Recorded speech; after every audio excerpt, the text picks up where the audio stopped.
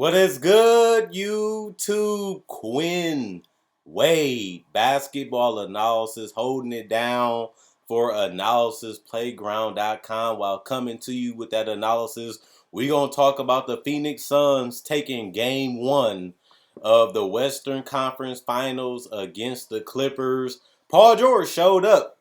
He did all he could, made some tough shots, made some tough threes, missed a couple of shots, especially in the fourth quarter that could have helped them get the lead or stay within, but not really enough. Reggie Jackson showed up again. This was a guy that didn't really have a roster. Teams really didn't want him, and you really didn't know what he had left in the tank after all the injuries that he suffered in Detroit. But he has been a fantastic, consistent performer for this Clippers team, and one of the reasons why they're in the Western Conference Finals. But they just didn't get enough from everybody else. Zubac was solid for them. Batum needed to do a little bit more. You wish you could have seen a lot more Morris, but you didn't. He needed to have a bigger game, and he needed to have a bigger impact. Cousins gave them a little bit of a bump, getting some easy shots and some easy layups, but he caused a lot of turnovers and did a lot of fouls, so it kind of balanced it out. He looked like he was going to be great for him, but he did a lot of bad things throughout the game that hurted him too, so it kind of made up for it. And you look at the fact that Mikal Bridges showed up, ran in transition, knocked down his threes, got to the basket, knocked down his free throws. Devin Booker had his triple double, pushing it, picking apart the defense with dumping it off to Aiden. Aiden was huge, 20 and 10 basically for him, running to the rim, rolling to the rim. And just being aggressive, just like we seen them against the Lakers. They have no bigs that can stop them. They go small a lot with the Clippers, and he's going to be the biggest guy on the court. He needs to grab the offensive rebounds. He needs to punish them in the paint, and Aiden has done that so far in game one. I feel like they don't really have a way to contain them. I don't see a way that they can defend them because you have to watch Devin Booker for being able to pull up, so you can't really give up because you really want to stay in front of him so he can get a tough mid-range or a floater. But if you do that, your center has to come up to contest it, which means you basically have to give Aiden that layup or that dunk or free throws, and that's what they did all night. But is going to be there the entire series. And like I said, one thing that make Aiden different than Gobert is that Aiden can actually shoot free throws, and Aiden is actually just a better, offensive player than Gobert. That was one of my keys to this series will be how they defend and how they prepare for DeAndre Aiden, and they really didn't have really no options on how to contain him, and he was basically able to give them a double double almost, at the end of the day.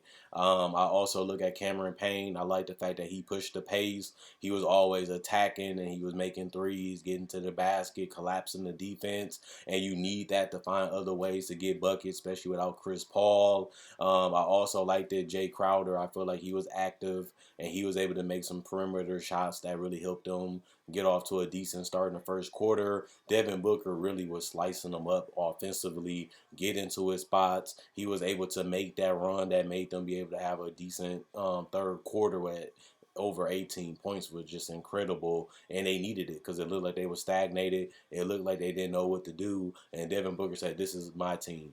I'm a two-time All-Star." And like I said, he's going to have to play like this the entire series, just not this game. He's going to have to get 25 to 30 every single game, especially because we don't know exactly when Chris Paul is going to come back. And this is why this game was so important, because the Clippers could have won this game, and then they can also go back home with a 1-1 lead at worst. I mean, a tie 1-1 series, and you never know when Kawhi Leonard come back, and you don't really know when Chris Paul is going to come back. So they could have took this game as an advantage, but they came out well. They played well. It just the Suns are better. They just was a little bit better than they was, and people question: can Devin Booker make plays? Can he have that all around game against a team like the Clippers that have long, rangy, switchable defenders that can make it tough and can stay on them? And the answer is yes. Devin Booker is a legitimate scorer. This man can score on anybody. Big, small, lanky, athletic. This guy knows how to play the game. And when you have guys like Bridges and Crowder setting screens so he can get the switch or the first step so he can be ahead of his opponent or put the opponent on his back so that way he can use that as manipulation. He mastered the offensive game.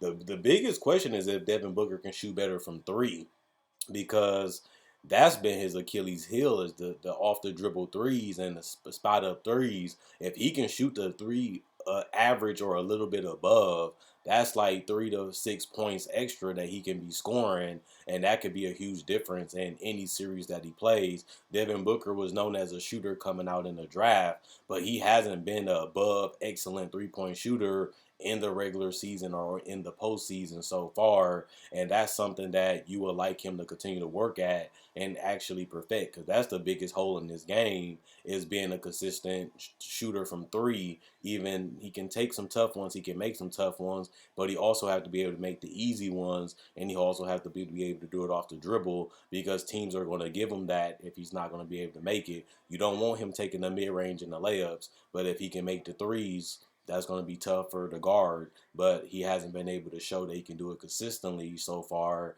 and that's something that he do need to work on in the future if he wants to, become that elite, unstoppable guy, which he's showing signs that he can be there already. It's just about being complete. But other than that, the Clippers really did all they could, and the Clippers tried a lot of different people. Terrence Mann didn't have the performance that he had before. Rondo was able to make some plays, but he wasn't the same. Beverly didn't really have the same performance either that he had in the game against Utah. And you kind of wonder where are they going to get it. And that's what I said. Morris had to do a lot more. I feel like they just needed a little bit more balance offensively outside of Paul George and Reggie Jackson, and they just didn't get enough of it from other guys, and that was one of the biggest reasons. They was able to get stops, they was able to stay in the game. They just needed one or two more guys to give them 15 to 20 or close to that, 11 to 12 range from a couple guys, and none of those guys really stepped up and took that as a challenge and got it done, which is unfortunate. But you just never know. Like I said, we didn't think Terrence Mann would go for 39. That's the highest points he ever had. But you need those type of performance from your others and your supporting cast, and they just didn't get enough of it. And the Suns did. They guys stepped up. They guys made plays on both ends of the court. It looked like the Clippers probably could steal it, but they just had too much for them, and it's part of the game. You really just have to live with the result. Just give yourself an opportunity, give yourself a chance, and compete. And I feel like the Clippers was able to do that. They just was a couple guys short for making it interesting enough to where they could win it. But when I look at this series, this is why I think it could be a 7-game series, just because whoever shoots the three better and whoever role players make the most plays is even. This series, you can literally say, even if Chris Paul comes back, even if Kawhi Leonard comes back, these teams are literally on the same level, and these teams can literally do the same thing. Throw a bunch of lanky, mobile, athletic guys that can hit threes, make plays, and defend multiple positions. And it just not having Kawhi was a huge thing. That's 20, 25, 30 points that you're missing. And that's just another defender that you're missing. And another guy that can create his own shot and make plays that you don't have at all. And even though they don't have Chris Paul, they still do have a lot of young guys that's hungry, a lot of young guys that are ready to, do whatever it takes to get W's. And Phoenix was at home too. So they fed off that crowd. They played that game, and they just went out there and executed and just made the right plays. I feel like they were smart. They was patient. They didn't rush. They didn't really try to do too much. They just executed their offense, stayed within the flow of the system, and Devin Booker was able to show why he's one of the best guards in the league. We have to start giving Devin Booker his credit. He is one of the best players in the league. He's not just a bad guy. I mean, a good guy that can put up numbers. This guy plays meaningful basketball. This guy can step up in big moments. 47 points against the Lakers. Stepped up in the fourth game against Denver, and stepped up and had a triple-double for the first time in his career in the playoffs against a Clippers team that was hot. They just won 4 straight games against the #1 seeded Utah Jazz, and Phoenix was able to take care of them and finish them off in game 1. But I do like Phoenix in this series. I do think they're the better team. I do think Chris Paul will be back before Kawhi Leonard, and that will be an advantage for the Suns over the Clippers.